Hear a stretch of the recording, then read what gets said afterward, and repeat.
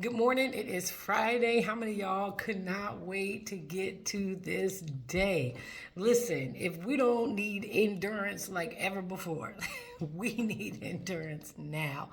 So today we talk about endurance, how our appetite needs endurance. And we're going to talk about Joseph. I think that's a beautiful story that talks about endurance because I don't want the beginning of your week, right, to dictate how you going to finish this week.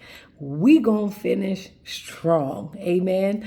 So listen, our appetite, it does not show up in what we want. It shows up in how we are willing to wait.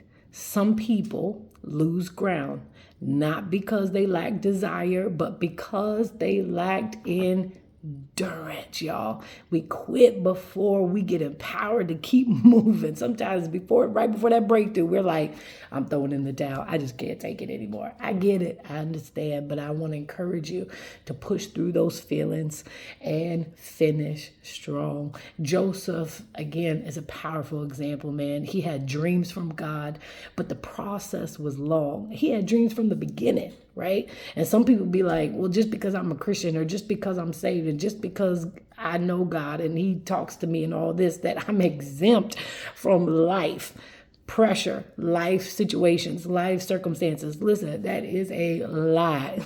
That's why half of the scriptures be like, no weapon formed against you shall prosper. Why? Because God knows what you're going to deal with. He knows you're going to need endurance. Listen, he had dreams from God.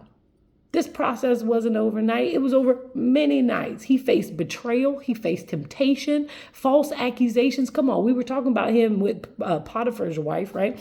He was in prison. He was thrown into a cave or a pit, whatever you want to call it. He was thrown in a pit by his own family.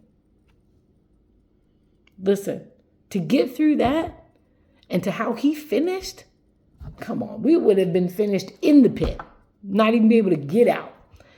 He refused to satisfy that short-term appetite at the cost of a long-term purpose. So when Potiphar's wife tempted him, which we talked about before, Joseph said no. Why? Because he valued his destiny over desire.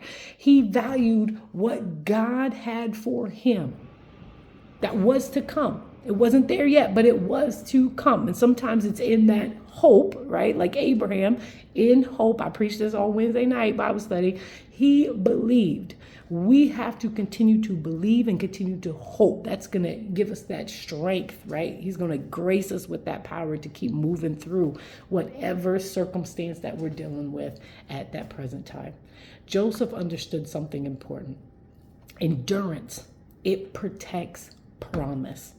He stayed faithful when no one was watching and trusted God when nothing was changing, from the pit to the palace to the jail, right? And even dealing with the confrontation with his family. Like, he stayed faithful to God and he kept moving forward.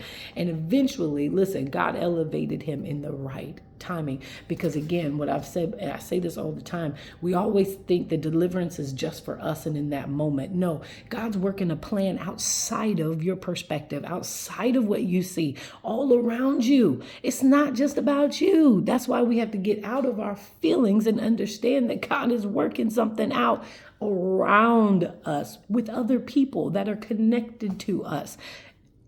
When we think it's all about us, that's when we feel like giving up and throwing in the towel. Let me tell you something. You are important. You're valuable to this kingdom. And God has a plan for you and a purpose, but it's bigger than what you think and see, right? So here's the truth. The appetite without endurance, it quits early. But the appetite with endurance, you're going to be able to finish strong. God is not just shaping what you want. He is shaping how long you are willing to trust in him. So at the end of the day, I will not trade long-term purpose for a short-term satisfaction. Love you. You got this. It's Friday. Finish strong.